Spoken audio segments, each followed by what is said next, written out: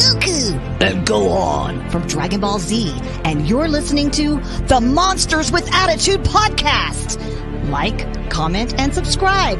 And as always, embrace the attitude! Yeah!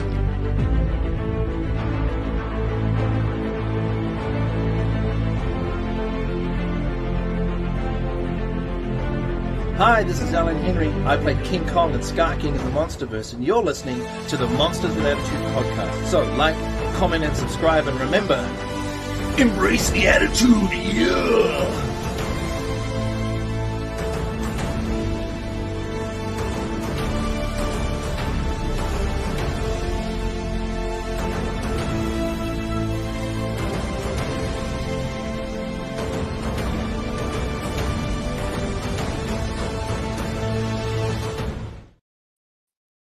What's up, Kaiju family? It's Godzilla Train 90, and today we're here for another episode of The Raw Attitude. Before we get started, Jordan, the realest Goji fan in the room, how you doing? Realest Goji fan in the room, how you doing? What's going on, you guys? You already know your boy, Jordan, and oh my goodness, do we have a treat for you guys?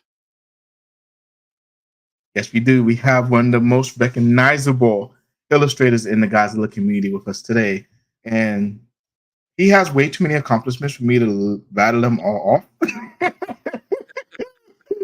But of course, if he was at G-Fest, he was the man that came in as Antonio himself. So without further ado, today we're going to be speaking to the legendary Matt Frank. Hey everybody. Yay. You guys are too sweet. I appreciate that. I'm sitting here like listening to y'all's intro and thinking like, who are they talking about? That guy sounds awesome. Or a dick, who knows? I should have asked what our swearing policy is. We let it loose. We let it loose. Right. We'll get too crazy, but it's nice to be able to throw in something every now and then. What did SpongeBob call them? Sentence enhancers. Yes. Anyway. Yeah, really happy to be here, guys. Thank you so much for having me. Yes, and we appreciate you being here with us, Matt. Thank you so much. Yeah. Just gonna make sure that my camera is not all screwed up. There we go. Now it's a little. Now I'm not looking down like this the whole time. I can look up a little more directly towards the audience. Anyway, hi. And Jordan, do you want to go through the chat real quick before we get started? Yes, absolutely. Let me see, who do we have here? I see Birdman is watching us. What's up, Birdman? Whoever you are, if you don't mind, just put your name in the chat so we know who we are. Let me see. We got Kaiju Bayou. I don't know how to pronounce that, but That was right. That's pretty cool. I like that name. Of course. Right? We are. Oh man, listen. We can never have a live stream without our MWA brethren, in that of Oscar, the Monsterverse Maniac. What's up, Oscar? It's a good name. I like that one too. Steven! What is going on, Steven? And as of right now, that is it. Well, I've been. Oh, okay. Oh, maybe he was at TFCon or TF Expo or whichever one it was this past weekend. Ooh. Yeah. Okay, thank you. I'm glad I got that right, because Kaiju Bayou, you don't understand. When you were born with the name Jordan and everybody pronounces it Jordan, it's like it is my lifetime goal to always make sure I pronounce somebody's name right. So I'm glad I got that right. Oh my goodness. Awesome. Of course, I guess we'll go ahead and get started. So Matt, we all have a story on how we got into Godzilla. Of course, mine was Godzilla versus Megalon. Jordan has his first film. What introduced you to the Godzilla fandom? I mean, it's interesting because that's like a multi-part. It's a multi-part, multi-stage, multi-part answer. Because there's when you're introduced to Godzilla, and then you're introduced to like the broader Godzilla universe, and then like the kaiju genre, and then you're introduced to the fandom. Although I know some people, like, everybody's journey is different. some people are probably introduced to the fandom first, to which I'm just like, oh, you poor bastards. But I'd say that like the point where I really started getting into it, like really started getting into it, was the pipeline from Trendmasters to Mark's Godzilla page on Netscape. And then what was it? And then that started going into Barry's Temple of Godzilla all the way up until you get to the Monster Zero forums, like on fandom.com and stuff. Like that was really the pipeline for me. But like, I don't know how old everyone else is here. I'm 38, so I'm just old enough. Yeah, I'm almost 40. He's at least in his 20s, I'll tell you for sure. That's very flattering, thank you. I have the trick is, kids, to have good genetics, and nothing else. But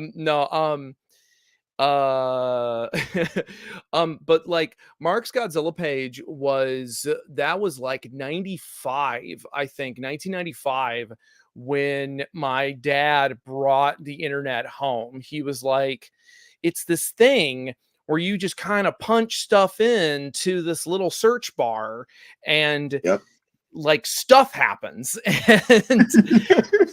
And I said, type in Godzilla. And the first thing that came up was Mark's Godzilla page, and I printed every page was on that site. Wow. And I carried it around in a binder because it was like, and it had all the bios on all the Heisei Godzilla characters, which I hadn't seen any of the movies.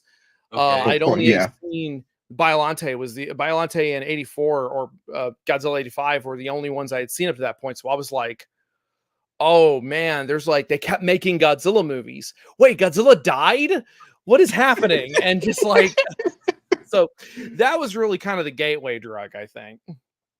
That's so different. Because I remember Mark's Godzilla page, and I mean, if you could correct me on this, when I came across it, it was definitely like during the early 2000s. I was born in 95.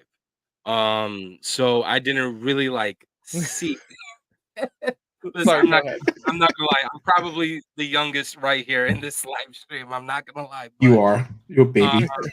I know. So when I got like more into Godzilla, or like I guess soul searching for Godzilla, was when my parents bought the very first PC, and just that's when I found out what the internet was. And coming across through those pages, I was just like, oh my, I was flabbergasted, so that I've never heard anybody ever tell me that their introduction to Godzilla was more so specifically like going on the web and like actually like looking these things up rather than to just come across a movie like just randomly popping up on TV. So that's the first for me, Matt. Wow. I mean, in fairness, like I had seen some of the movies before that, but again, they were very sporadic. And like you said, stuff that comes up on TV. But it was like the idea that this was something that there was more to it. I mean, like I said, there are other little flashpoints. But I really think it was Mark's Godzilla page where I was just like, okay, I'm like in now, like I am in, because before that it was Godzilla was an extension of whatever dinosaur media I was currently consuming, like, magazines that'll have like a little Godzilla section in it or something, because Jurassic Park came out and we're doing retrospectives on dinosaur movies. I did have the VHS tape. What was it? Fantastic Dinosaurs of the Movies. Oh yeah. It was like I remember that giant trailer collection. It's so great. They actually have that on Tubi, if I'm not mistaken. Oh, I think I've seen it just on YouTube. I think the whole thing is on YouTube. Yeah, they probably, now that like coming across it, because I didn't know what it was. I thought it was like a documentary. But then when I saw it was just like a collection of trailers, I'm like, oh, okay, whatever. Just let me get off of this. Let me actually look for a movie or something to watch. But Yeah. You probably had up somewhere in YouTube. Well, it was a question of going and finding the right video rental stores that had the movies in stock, you Ooh, know? Yeah, like, that was I an had adventure. what was that? That was an adventure. I know that I was like I would do the same thing, me and my dad. I went, we had a comic book video rental store in San Antonio called Dragon's Lair. It used to be Excalibur, and then it became Dragon's Lair. That place had, like, Rodan and Gappa the Triphibian monster Wow. and, like, then Gorgo and a couple other movies that I had heard about but had not seen, and then they also had a bunch of, like, anime OVAs that were way too old for me to be watching. And like they had the Guyver Out of Control OVA that has an extremely explicit tentacle scene that I should not have been exposed to. um so yeah, adventures in video stores. That's awesome. But I did want to say, bearded kaiju. Thanks for name dropping Godzilla Neo. That's always a trip down memory lane. It's funny when I was I don't know if you received the tag on our IG, but I did a real like advertising this specific live stream, and I showcased a few of your works and stuff like that, going all the way back to Godzilla Neo, and I'm like, oh my god, what like literally as I was like creating the videos, just like in my head, I'm like, wow, what a trip down memory lane. Man, yeah, I get so many notifications on Instagram. I'll have to go through and find it because like it's just I would love to see that. I would love to because some of these old pieces I go back and I look at it, I'm just like, no, no, no. We love them, man. Stop. They are amazing. Well, I mean, and that's very I appreciate that. They mean something to the people who like they mean something to other people, and that's what gives them value, you know. And they mean a lot to me because I look back on them and I'm like, looking at I'm watching a child learn. Yeah. You know, I'm watching someone learning how to draw. Um, so you know, that's why I've in recent years been trying to be kinder to my older stuff and being Yeah. like, oh, okay, this is I can see where my focuses are and now what I know better, you Mhm. know, what I know how to do things differently. I would do this differently now, but it's nice to see, you know, oh, this is the progression. So it is nice. Well, with that being said, man, I am curious because I'm not sure if I've ever heard an interview. If you answered this question before, if I have seen the question before, what is your favorite Godzilla movie and what's your favorite Godzilla movie and favorite kaiju movie? Um, mm, that's a really good question. Because I as far as Godzilla movies go, I mean, my go-to is usually GMK. And I talk about it a lot.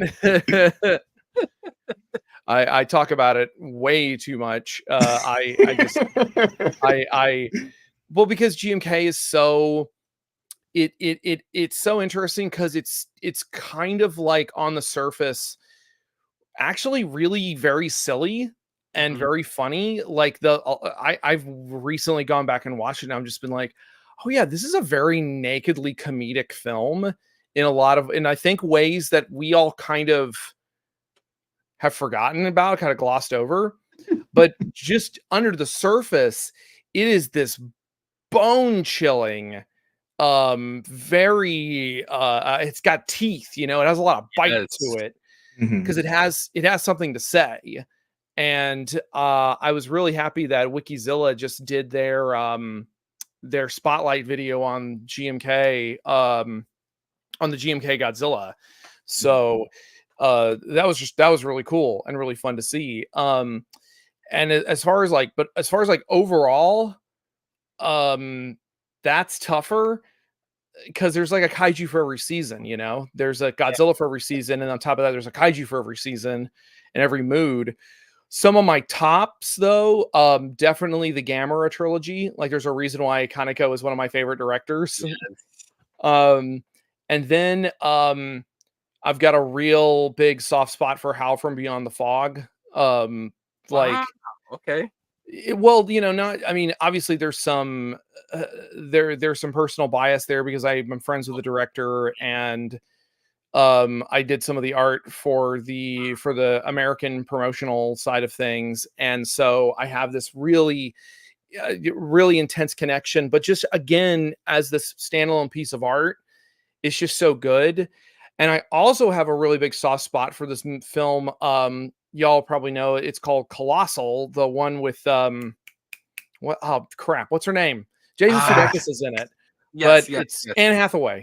There you go, Anne Hathaway. I think it's such an underrated, like it doesn't get enough attention because I love that it's this fun little Twilight Zone style movie. It's just this weird little story, and it has some nice things to kind of say about relationships and about, you know, how somebody who seems very well-meaning can also be very manipulative, and it plays itself out.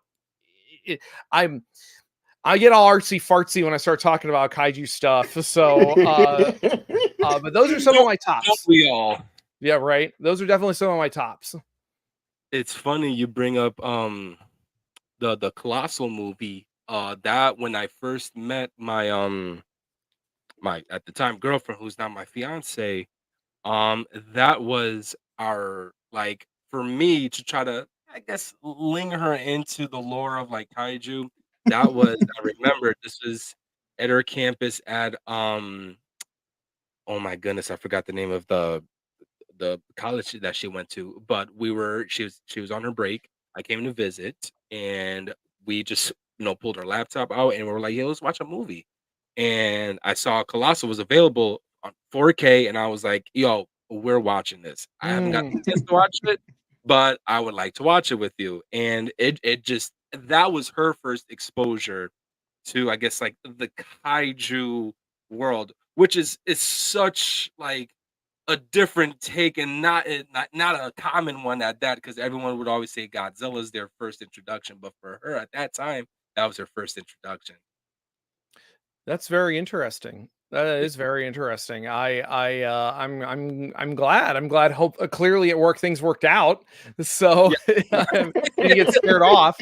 So no, that's great. I think it is a good, like, that is very interesting. It is such a good, like, kind of dipping your toe in and kind of show you that it's not necessarily, it doesn't necessarily have to always be about the fighting and the violence of it all. Because my partner is like, she kind of checks out during big action scenes. Okay. Because she grew up with Star Trek. So to her, violence should be this absolute last resort. And the fact that kaiju are so quick to throw down is sort of a bit of a small point of contention for her, because just because the violence of it, it's not her favorite aspect of it. But she loved -1, and like, absolutely, like, she never cries during movies, and she cried during -1. Wow. And she loved Howl from Beyond the Fog, because again, it's so different. And just so, like, kaiju movies, there is a flavor of kaiju movie, I think, for everybody. That's what's so great about the genre. So really quick, Adrian, before you proceed on with the third question, I'd like to ask you a specific question about How from Beyond the Fog. Because I remember, I think you posted this on your Instagram, or not so much that, but I saw a video on YouTube of you actually getting inside of the monster suit. So can you just, like, give us a little feedback of what it was like working for that movie, making promotional art, and just that experience where you were actually able to get inside the suit, if you don't mind? Well, so I met Sato-san, the director, at Tokyo Comic Con one year, and they were promoting the film, and they had like the puppet and stuff, and I just loved their stuff immediately. I was so I'm always entranced by um independent kaiju productions because there's always such a scrappy, handmade feeling to it, and it's like it's always been that way. Like the tokusatsu Yeah. kaiju specifically genre has always had this kind of scrappy feeling, and these independent productions are definitely like a, they're the ones carrying the torch, Oh, you know most definitely, like yep. it comes down to them and Ultraman. And Mhm. and so I kind of connected with him and Murase-san, Papa Murase, the suit maker, who is, he's a legend, and he's worked on so many productions. But so the two of them, I just was talking to them, and I kind of stayed in touch with them. And then I remembered they launched their Kickstarter to get the Nebula suit made. Oh, And I got so jazzed about it that I made some fan art, like the poster art, kind of in that ukiyo-e faux woodblock style, and used that to, I was just trying to spread the word. And um Sato-san liked it so much that he asked, "Hey, can we use this? Can we put this on the Kickstarter? Can we use this for promo?" And I said, "Whatever you want, man. I just did this for fun." And they did, and it eventually wound up being used like for Blu-ray and stuff, and a couple other things. Um, and I I'm trying to remember the timeline here, but basically I just was their biggest cheerleader. I was just their biggest supporter and biggest, let's just try to spread the word whenever I could. And so one of the times that I then went back over to Japan, uh they took me to their studio to show me the suit, and I'm just like, "Oh man, there it is." Like, I was so happy to see it, and it just looked beautiful. And they asked me, "Do you want to get inside of it?" And I said, "Yeah, I'd like to do that." And so there's the video on my YouTube channel of me trying to get into it, and I remembered like the emotions involved were really interesting Yeah. because you're on all fours, and in the moment I'm thinking, because so inside of it, there's like a pocket where your head sits, like, and you can't see anything, like it's black. And Ooh. it is a little claustrophobia inducing. But when I started moving, and I started like boom boom, I started like kind of thinking like, "Oh yeah, let's do this." And I started like stomping and being like, "Yeah, yeah, yeah." I was kind of feeling it. Like you have that little kid energy of like, "Oh, I'm a monster." And then they try to put the carapace on the back, basically to seal me in.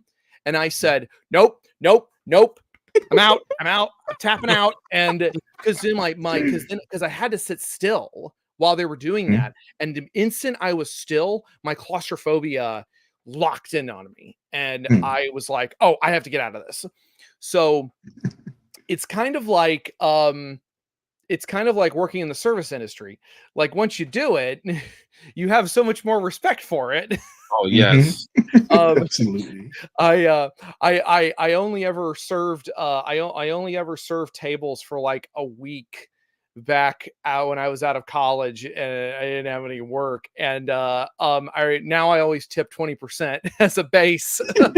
but um but anyway, yeah, that's kind of the long of the short of it. It was just this one opportunity just to see what it was like, and it was really cool. But I got to a point in there where I was just like, "I'm sorry, guys, this is really cool. I can't do it." And so I have so much respect for anyone who has to put those suits on.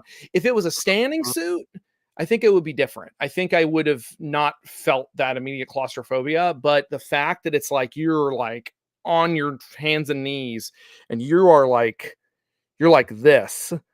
It was a little crazy. It was like I have so much respect for anybody who has to wear those kind of suits. Yeah, absolutely. But Just to see how Are you guys able to hear me? we yeah, can we hear can you. hear you. Oh, okay. I'm sorry. I don't know what happened. Like literally, if I press start, I'm Nope. still frozen.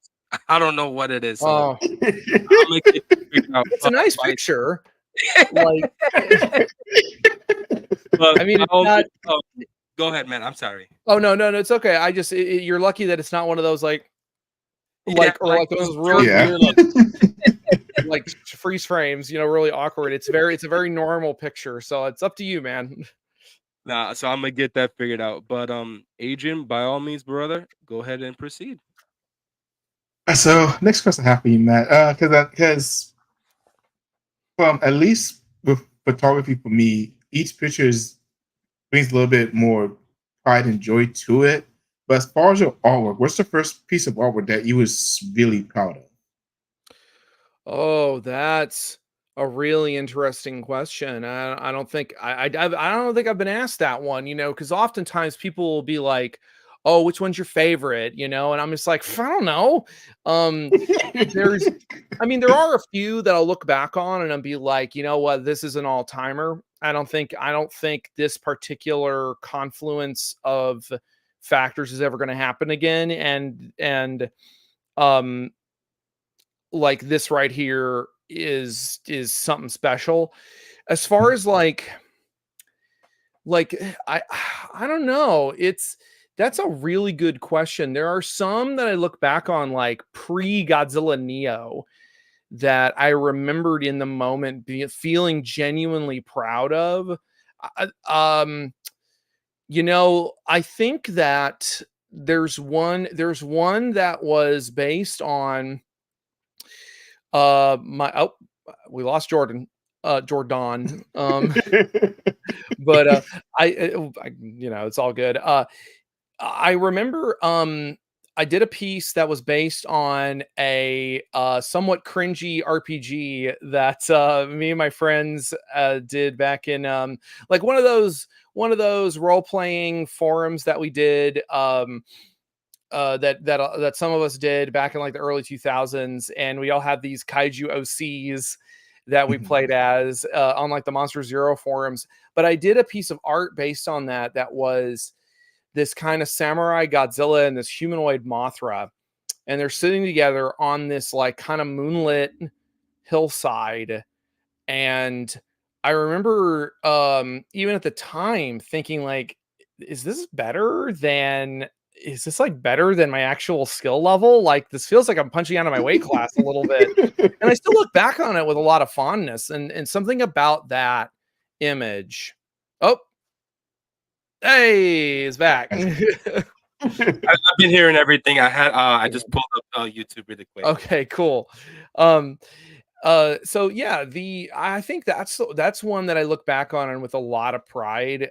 Even at the time. Yeah, there have been a couple that are kind of like that. And then nowadays, I've really been tracing the timeline of my emotional spectrum while working on pieces of art, and there will be pieces where I'll just be like, I hate this, I hate this, I hate this, I hate this, I hate this, and then there'll be a turn where I'll be like, oh, all right. Like, oh, it's starting to look like a real piece of art now. And then eventually and a part of that's also my ADHD, because when you have ADHD, a lot of ways that manifests is you hate whatever you're working on because you want to be, you're done with it and you want to be working on something else, but it's not finished. So you have to like soldier through and yeah. And then you take you get a little distance though from it, and you come back to it and you're like, oh yeah, that's pretty good. I wow, I made that, So you have a little of that, and I think it's different for everybody. So yeah, I think that's the best answer I can give. Nope, We lost Jordan again. But no, lost him again. but no, I know Jordan can probably attest to this too with him because he does artwork himself, and he actually did my logo for me just recently. I think he took 2 or 3 months to work on it just to make sure it was perfect because it was something he's never done before. So he was really gun ho and focused on making sure that it was exactly how he wanted it to be. Is it that art? Is it that art there? That's part of the logo, or am I thinking of something else? Not that one. That one was actually made by another artist. Okay. Hey, but I'd love to see it. Like, although I'll be honest with you, I heard 3 months to do one logo, and obviously it's different. I just sit there and I think like, oh my God, that sounds like heaven. Like having that sounds heavenly, having like 3 whole months to do one logo. Are you kidding me? That sounds awesome. Obviously everybody works at different rates, and you guys have I'm sure you guys have other stuff going on in your life. That's why it's stuff like that takes time. But I'm sitting here thinking like, oh Christ, I've got a week to get this comic book cover done. And but that's but it's also my job, it's my full-time, it's my full-time career, and it's what I do to literally pay the bills. So, but that's, so yeah, I'm sure Jordan can relate, about like, I need distance from this. Oh, okay. I come back to it now with fresh eyes, and it looks better. I'm actually liking this now. Yeah. Like it's funny. I'm actually working on a project right now, and this is this is more so for the enjoyment to see how my fiance is going to react to this. Oh, I don't know if she's watching, but I will tell you one thing's for sure. When she sees the final product, she's gonna go probably ballistic, and it's a that's piece that awesome. I've done so long ago. Like when I really started like discovering my, I guess, talent in art, branching out to like different like styles such as painting instead of just like hand drawing stuff. So when that does pop up, I'll definitely share it and stuff like that. Really Yeah. quick, hearing you mention about like, I guess, like the specific time frames given to you when doing either a commission or like an actual like project. What is the shortest time frame that you were ever given to do a specific project?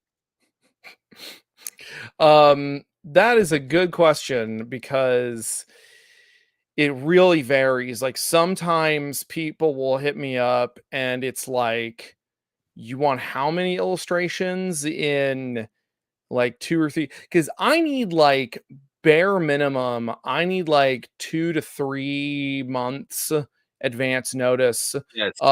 More than that, like, because like again, this is my full-time job. I'm not sitting around waiting for stuff to like. Let me rephrase that. I'm very fortunate that I am not sitting around waiting for stuff, because I get a decent amount of like consistent work Mhm. that comes in. So to the point where like I need several months advance notice. Yeah. And sometimes people will come to me, and these are like major corporations who Mhm. will come to me and be like, we need it in a week. And it's like, look, I know this stuff, comes in very, there's a lot of moving parts, and there's Mhm. approvals, and they have to approve budgets, and then payroll has to be notified, and then there's all these moving parts. But it's like they forget to tell the artist, Mhm. first, like, hey, and I don't know. I'm sure that there's a lot of moving parts that makes it hard to give as more advanced notice than they would probably want. But I mean, it's I'm trying to think. A week is probably the shortest notice I've ever gotten. Wow. And the most, but thankfully it's only been for like one illustration, and it was Okay. probably something Godzilla related, and I could draw this lizard in my sleep. So the I'm not as fast as Nishikawa, but I can draw Godzilla pretty quick. And but it is still like it's still disruptive, you know, when it's like, well, I guess I can take this, you know, if like the money's good or if it's for real, but a lot of eyes on this or something. That's an opportunity to take that. Then you like, well, I can do this, but there have been times where it's like people will come to me and they'll be like, we need this in a month, and it's pretty elaborate. It's like several pieces or it's several concepts or something, and I will just be like, I'm in the middle of stuff. I have like 2 or 3 things going, and I have conventions. Like, I don't know what to tell you guys. It's not going to happen. And I feel bad, you know, because I used to say yes to everything.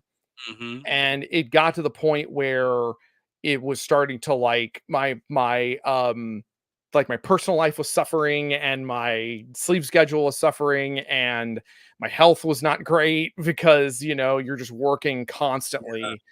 So I have thankfully between myself and my partner who's been actually like also managing all of the business side of things. That's awesome. It has, yeah, it's gotten a lot better. So that is not to say that there aren't projects that'll sneak up on me that'll be like, oh man, I am way behind on this thing. I should have been I had plenty of lead time and I took it for granted. So it depends on the project, but anyway. Wow. Well, go right ahead, Adrian. I'm flabbergasted. Wow, a week. Oh, well, that just gives me. Ooh, that just got me nervous. A week. Ooh. No. I did do a little bit of research on that, and I was able to find out that question. I have a question about your first gig, because I did see that one of your earliest, like, I guess, real big illustrations was for G-Fan issue number 75. For the cover for G-Fan for that year, for that particular issue. How were you able to come about getting that across your desk? How was that process for you?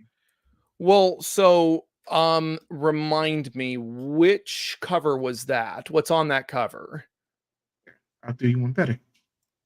Oh. Any second now. I was just like, my face. Oh yeah. Oh yeah, that one. So that was the first one I ever did. The first G-Fan I ever did. Yeah, so I had already done, I did a Gigan. I did the Final Wars Gigan that they ran in the issue. And that they ran in an issue before that, like issue 50 or something, or maybe not issue 50, but it was Final Wars Gigan. And it was just this, I just did it and sent it off to JD, and JD, you know, graciously ran it in the issue. And then I said, well, I'd love to do a cover. Like, I think I did 1 or 2 other pieces. I can't quite remember.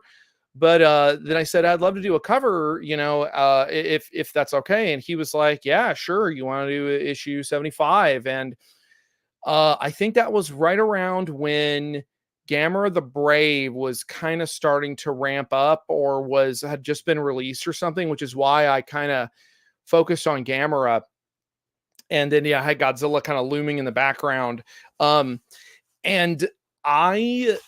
yeah, that really is all there was to it. You know, I had sent my stuff to G-Fan, and they or specifically JD, he liked it. And then I asked, like, hey, can I do a cover? And he's like, yeah, sure. And it's just so funny because I look back at it now, and I'm like, I'm not saying it's bad. I'm just saying that, like, again, it's just, I'm seeing how much I've grown since then. And I think to myself, why did he agree to this? Like, I would have been like, oh, okay. Yeah, kid. Thanks. We'll put that as like in the interior again, but you're a ways off from doing the cover. But it was very nice of him to give me that shot. That was back when I was using dodge and burn in Photoshop, as opposed to using different brushes. Like, I was using dodge and burn for the shadows and highlights like like an idiot. No, it's not, no, it's fine. It just is one of those things where I'm just like, oh man, I'm so glad that I have grown considerably, learned how to use contrasting colors for shadows or whatnot, So that's that story. We live and we learn. It's It was true. like Adrian knows this. That I can recall from the top of my head. I think my last commission was for Adrian. Like I said, like I think I know it's more so Adrian because I talked to Adrian and stuff like that, and he's always reminded me of like the piece I did for him. Like my fiance's, told me this. Eric, the bearded kaiju, Adrian, they've all vouched on me for this. Is just like, dude, your artwork. Like, if you look back 5 years from now compared to where you're at now, it's night and day. And mind you, I haven't touched a paintbrush in I can't even tell you in how long. Especially when just coming across Procreate, and I've never touched it. I never believed in that. So then I feel bad for my fiance because I'm always stealing her iPad using Procreate, and that's where I draw all my stuff and where I do all my commissions from. But you definitely learn, So hey, listen, I always look at it like this was definitely, a stepping stone into look at me now, So at least for you, Matt, that's just like wow. I feel like that's a really good I feel like it's a good attitude to have. Patton Oswalt actually has a great quote in one of his books where he says to appreciate the struggle, because it does make you into a better artist, a better Mhm. writer, a better comedian, and I was gonna say, Jordana, I actually went ahead and typed in realist Goji fan into Instagram because I was like, what the hell? I'm just trying to. I was like, what is this stuff again? And then I pulled it up and I was and then now I recognize it. I'm just like, oh yeah, like this one, the one with the Yes, yes, Toriyama style yes. Godzilla. I really like that one. So Thank you. I just gave you a follow. I appreciate that, man. Thank you so much, man. Oh, that Titanosaurus though. I know somebody who would really like that Titanosaurus. So I'm gonna Oh, well, forward listen, that to them the right bearded now. kaiju, Eric, which we'll ask his question, that was actually his profile pic on Facebook, even on Instagram for the longest, and I'm like, "Oh my god." He's a huge Titano fan, so when he saw that, he was just, like, all geeked out about it, but I That's appreciate awesome. that, man, so Love much. it. Very Um, cool. Adrian, if we can we pull up Eric's question? So Eric wanted to know what was your first paid Godzilla gig and how did it make you feel when you got Um, I I love this story because it's so apocryphal in Matt lore. No, that's silly. So my first gig, my first actual Godzilla gig was of course for IDW, and I had trying to remember the timeline here. It was 2010, and I had been hired to do the stomping cover promotional art for issue 1 of Kingdom of Monsters, I remember that one. because Yep. they wanted to do this thing where if a comic book store ordered um so many copies, like 500, 700 copies of the first issue, I would draw Godzilla crushing their store. And Oh. it was a really fun promo, and I got that gig because I already knew the folks at IDW. I had worked with them on some Transformers stuff, Yep. just little pickup, just little like fill-in art basically, or like the second half of an issue, or like or the promo, not promo, the profile images, profile artwork for the Beast Wars source book and stuff like that. So they knew me, and I had messaged the one of the people working there, who was Chris Mowry. He was their big resident Godzilla fan. He had done an interview because he had written The Reign of Starscream for IDW, and he did an interview talking about Godzilla, like, oh yeah, it'd be really cool to do a Godzilla comic one day. And I sent him an email just casually, just being like, oh man, I would love to, like, for you to write something, I would draw something, that would be really cool.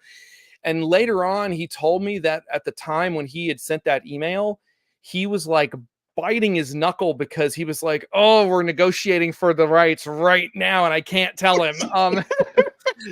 So it was but then later on, when IDW got the license and they announced that at New York Comic Con in 2010, it was like September, October, something like that. And I emailed Chris Ryle, who was the editor in chief at the time, or maybe anyway, yeah, he was going to be the editor on the Godzilla books. I emailed him being like, "Hey, remember me? Remember me? A big Godzilla fan I am." And Chris was basically like, "I'm at the con, Matt. I'll call you when I get home." And so like a week or two later, Chris wrote me back, and now because of Chris Mowry being there, who had said like, "Hey, we need to bring Matt in because Matt's like a big fan and he's well known in the fandom." Chris Ryle then reached out to me and said like, "Okay, we have a gig for you. Can you do this Stomping cover promotion?" And it wound up at the time like there were like 25 stores that signed up, and we had 2 weeks to get those done. So, or a little more than that, a little more, maybe closer to like 20 days or something, like a little under a month. And or maybe oh man, it's been so long. Like I'm now looking back on it, and I'm like, oh god, that was 14 years ago. But so that number jumped from 25 to 75.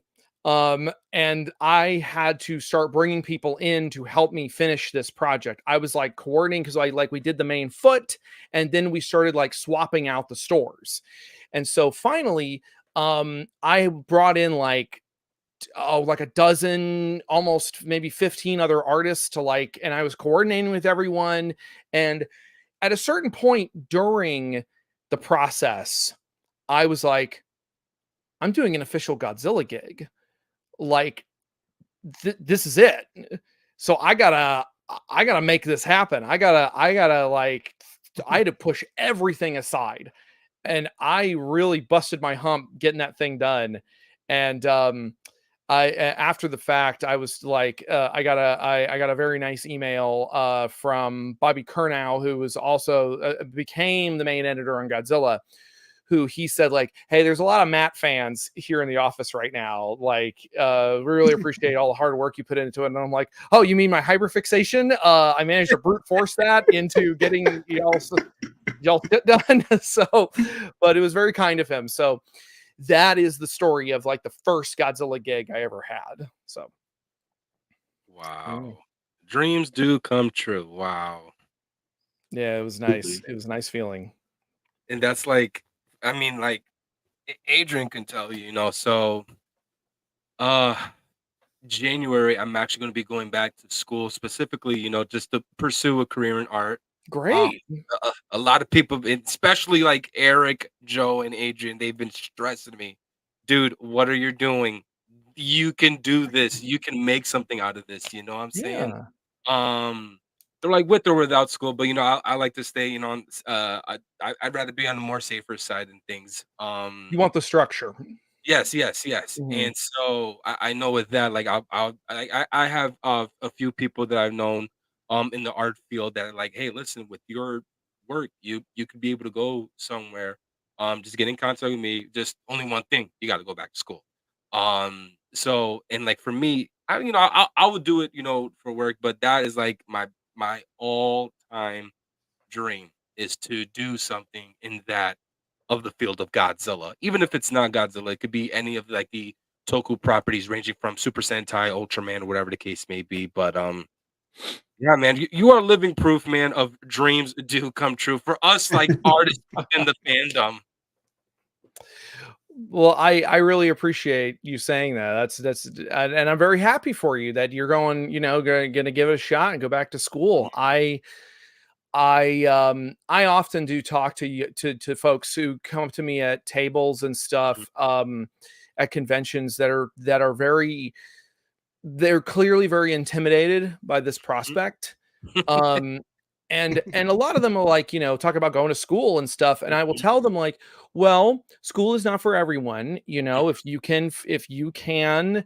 have the ability to be disciplined enough to, learn on your own, it is possible. Because the honest truth is, I did not learn a lot of this in school. I did go to the University of Texas, but I was in their fine arts program because they closed their illustration program the year I got there. Wow. And so I actually had not great grades in a lot of my art classes because I was not really learning what I needed to learn, what I felt like was important for me to learn. So I had to learn a lot on my own. Now that's not to say I didn't learn anything. Like life drawing classes and figure drawing classes were extremely important. And then I also took some painting classes and stuff too, which are, a lot of that is very useful. But there was just as much time that was spent not on what I needed to be spending it on. Yeah. So I was actually ditching classes at a certain point because I needed to finish a commission for someone that I was putting way more time and energy into. Wow. And so it's different for everybody. Everybody's journey is different. But yeah, if you can take the structure, if you need the structure, and if it is helpful for you, then go for it, man. I'm really looking forward to seeing how that shakes out for you. Thank you so much, man. That means a lot. Thank you, man. Yeah. Go ahead, Adrian. I'm sorry, brother. No. You don't apologize. You're good. So of course we do have not even just in the Godzilla fan, but just artists in general. There's just so many phenomenal artists out there. Matt, who or what influenced you to get into the profession that you did, and who left the biggest impact on you? That's also a good question. There's a couple of folks that immediately come to mind. Okay, like Bob Eggleton, for example, he's one of those people that like started off as this inspiration, like, oh my God, even though I like a lot of what I wanted to try to learn from painting, I tried by studying him, even though I wound up actually emulating Van Gogh a lot more when I was working with oil paints. But in fact, my parents still have a couple of my college paintings that are like just me straight up doing Van Gogh style, like impressionism and whatnot. But and of course I did one of them as a Godzilla because Of course. predictable, very predictable. But then eventually, Bob's now he's a friend and is just like love seeing him whenever I can at conventions and stuff, which I'm very fortunate. And then of course guys like Art Adams, basically the guys who did the covers for the Dark Horse Godzilla comics were two of my biggest inspirations because, they're these incredible, and you have like such a beautiful, two ends of the spectrum. You have Bob, whose stuff is this lushly painted, lushly illustrated, it's really the texture of it is so beautiful. And then you have Art, Mr. Adams, who he's so intricate with his detailing to the point where there's a real sense of volume to his figures. And that I think was a lot more of a direct inspiration. Bob's overall journey and his attitude towards art was hugely inspirational. But as far as technique goes, Mr. Adams's work, Art's work, was definitely a lot more directly inspirational because I love line art and I love inking. Another artist that I want to highlight, hold on, I've got his book around here somewhere. There it is. Come on, Don't just knock everything over. So this is a book by an artist who goes by Tater7 on Instagram, or Tater Tot as we like to call him. He would prefer I use his screen name, which is fine.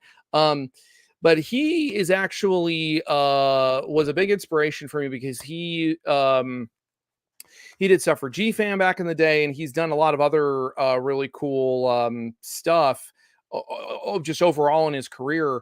But he was the one who actually encouraged me to stick with art when I was at a really, really low point in my life. This was pre-Godzilla. This was pre like being able to work full time. This is like when I was out of college. It was 2010 when the economy was in the crapper, and there was just, and I was not getting a lot of full-time work. I was barely able to make ends meet, and he really encouraged me to kind of pick myself up and get back out there. And he was basically like, dude, go get a part-time job and get a roommate and make it work. Any hours you're not flipping burgers or sleeping, you better be drawing.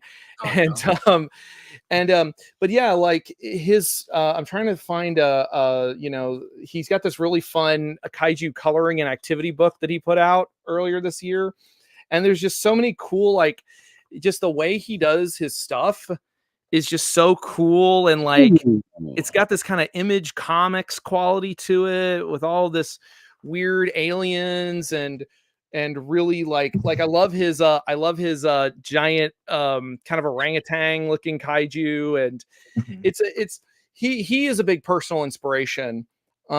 And then there's like guys like Shinji Nishikawa, who's, the designer of Godzilla 2000 and Biollante and a bunch of other kaiju. He's a huge inspiration as well. And I'm sure I could go on for another hour on all the artists who have inspired me. I grew up reading a lot of manga, Akira Toriyama and Inuyasha and oh man, I have to love looking over at my shelf now. But anyway, so there's lots of there's a ton, but those are the big ones that jump to my mind right now. So yeah. That's awesome. Now, really quick, Matt, because we are about to reach the 1 hour mark. I have one more question for you. Following your work, oh my goodness, for so many years, you've worked on promotional art for video games, more so specifically, correct me by all means. It was Wrath of the Monsters or Dawn of the Monsters. Dawn of the Monsters, yeah. Dawn of the Monsters. You obviously, working for Godzilla Rulers of Earth, with comic books and stuff like that, and also creating promotional artwork, if anything, that of like blueprint based type of things for that of figures, more so specifically that giant Ultraman statue. Yeah. Between those three, with illustrating for comics, video games, and figures, which out of the three is, I guess, one that you'd prefer to do the most? And if not that, what is your, I guess, best experience at doing those?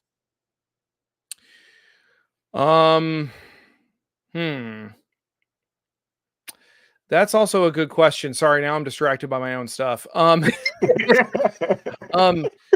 Okay. Back it up just a little bit. Because sometimes I'll blink out. It just happens sometimes. So right before you were asking about the three things and stuff, what was the lead in to the question? So basically, what I'm trying to ask is, what between one of those three, working on video games, okay, figures, and comics, is your most preferred to go to? Okay, thank you. Sorry, because you started talking about the Ultraman piece, and then I started thinking about that, and my brain, I went bye-bye. No problem. So, yeah. That. Yeah. Well, thank you. Again, it's an ADHD thing, and I'm trying to be okay. And this is advice to anybody else with ADHD. It's okay to ask for clarification. It's okay to say, like, Could you repeat that? Because I was miles away. So that is actually also a really good question, because every industry is different. When you're freelance, things are a little different when you're freelance, because there's not like an office culture, Mhm. like you're just in your, I'm just here in my enclosure having enrichment time, and just like making stuff, just making the thing that I was asked to make. But each one of them has their own benefits. Like it kind of is just a flavor of the month in a lot of ways, because like comics, for example, I think I'm always in some level going to come back to comics. I'm Mhm. actually working on something right now that I absolutely cannot talk about, but it is extremely exciting, and I cannot wait for everyone to hear about it and everyone to like see it, because I'm just Ooh. like, come on. It's like I want to snap my fingers and have it be done, not with AI, but I want it to be done just so I can show people, like, oh, here, look, this is what it is. But anyway, because comics have there's a creativity, and because the reason I've done some soul searching, and the reason why I became an artist back when I wanted to, when I was sorry, Birdman keeps asking about Godzilla versus Chun-Li. Look, fixed eyes end lives, but that is a battle of that's the battle of the quads there. And we thank them both for it. Anyway, put a pin in that. Also, hey Godzilla guy. Sorry, I see all the comments and I'm just like, hi. Sorry, I can't talk to you right now because we're talking about other stuff. So anyway, okay. I wanted to become an artist when I was like in high school. That was when I decided like I want this to be my job, because I was such a big manga fan, and the idea of being like being able to tell a story with my work, being able to um using my art to tell a story, it was the thing that I was really drawn to when I used to read manga. And I still read manga, of course, but Mhm. the idea that like an artist who is like an artist could also tell a story, and it's their story to tell, something about that is so inherently beautiful to me. And that's why I keep coming back to comics, even though, and any comic book artist will tell you this, the pay's not great. Like you don't become an artist in comics because you want to make a lot of money. Um and some people are very fortunate that they can, supplement that income with conventions or with other freelance gigs. And I do still love the other gigs. Like I just finished a gig that is not for a comic that I also can't talk about. But it was for a let's say a game of the table variety. But it, that was a really fun, unique experience in and of itself, because you have so many other considerations. Like, and another thing I did, it's behind here, but I've done 2 pinball machines, which Yeah. is a whole other thing. Because Wow. there's such the way the art meshes into whatever the way the art meshes into whatever the medium is unique depending on the circumstances. The long and the short of it is that I think there's something very soul satisfying about comics that kind of puts it at the top for me. But I mean, and I can't really speak to working in video games as its own thing, because I really haven't done it very much. Dawn Mhm. of the Monsters is probably one of I've done some other stuff like that's just never come out, Mhm. like Colossal Kaiju Combat, and I did something for another thing that I under NDA and I can't say, but it also never came out, so who cares? But so there's that one though. video games, like there is also a really collaborative element there because it has to be able to move, and depending on what you're designing, of course. Yeah. So I think I just keep coming back to comics though, just because again, there's an emotional connection between you and your audience Yeah. that comics creates in ways that this other stuff that, again, not saying that people don't have emotional connections to video games or emotional connections to their pinball machines, obviously, but I do think that there's a purity of storytelling to comics that is very I don't know what this is. But it's very enticing. It's very appealing. So yeah. I hope that answered your question. Oh, no. And I know I was doing a lot of rambling No, here. no, there you are. Yeah. Matt, it is the 1 hour, 5-minute marker line. And I just, again, I cannot stress this any more than what I've already done in this entire live stream of how appreciative I am to just not only just be here, to have this, discussion with you, but just to have you take time out of what I could only imagine is your busy schedule to be with us here at MWA. It is truly an honor, my friend. Well, that really means a lot. It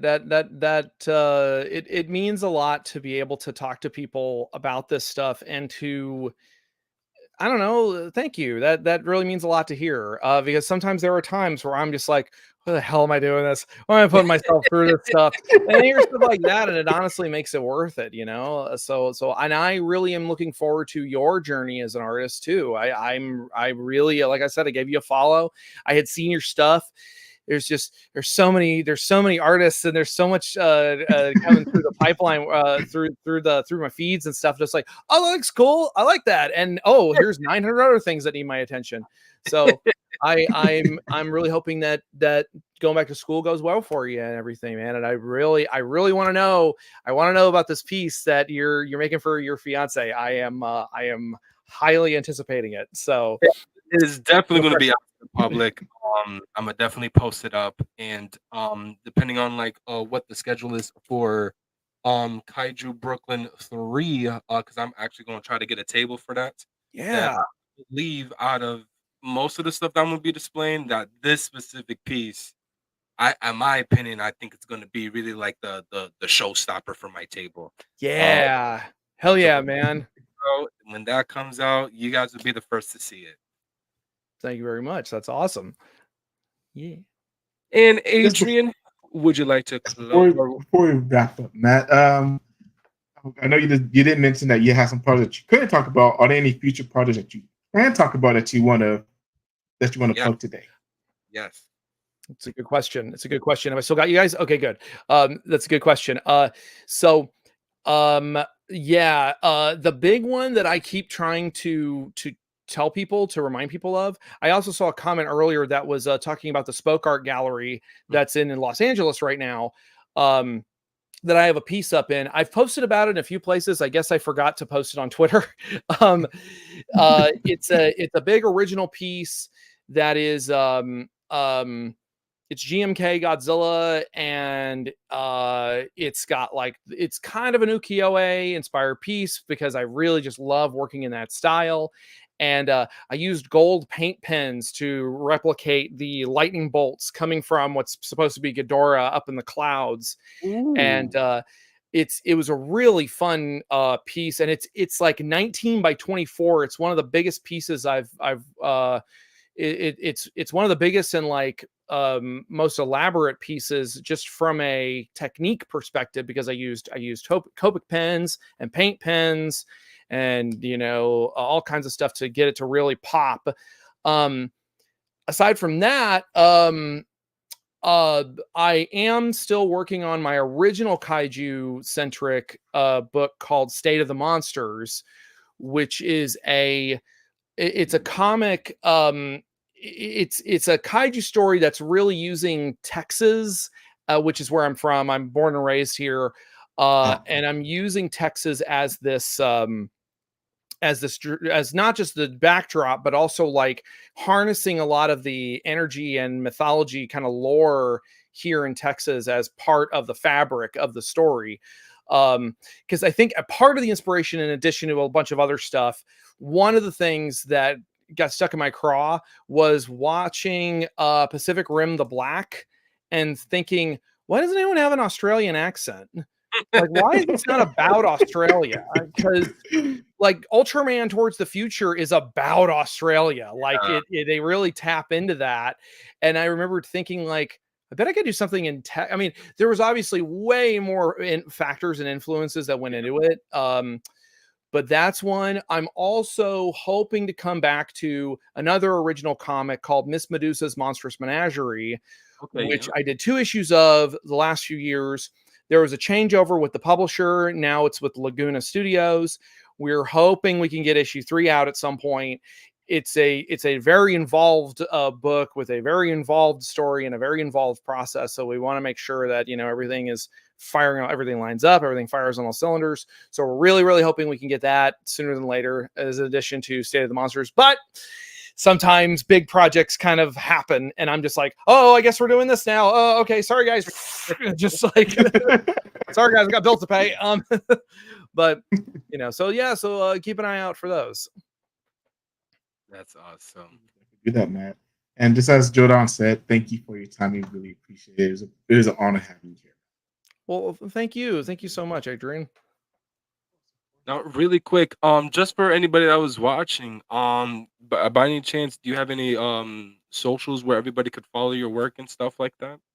Yeah, if you see, do I have the lined up? Yes, I do, right there. So Mattzilla85 is my my handle on Instagram, and I think also on Facebook. Mattzilla85 is kind of the go-to handle I use nowadays. Although my Twitter is still Spankzilla85 because I didn't think I was going to use it, and then I blinked and I had like 30,000 followers, and I'm like, oh crap! Now I'm in. Yeah. So and I've got mattfrankart.net, and I also have a store which is mattfrankart.bigcartel.com, which is where you can get prints and some other stuff I've worked on the site, and we do our best to ship them out as soon as we can, like maybe once a week. And yes, I have a Patreon that I try to update when I'm not like bogged down with NDA work, which is just patreon.com/mattfrankart. So, those, I think those are the big ones. So, I really appreciate you guys having me, letting me ramble. No problem. Listen, like I said, and Adrian said it, it is an honor. So yeah, Adrian, by all means, go right ahead, brother. Close this up because I know you do it better than me. So by all means, bro, go right ahead. And of course, always remember, everybody, that everyone's opinions matters, good, bad, or indifferent. Just at the end of the day, remember to embrace the attitude. Embrace the attitude. Love it.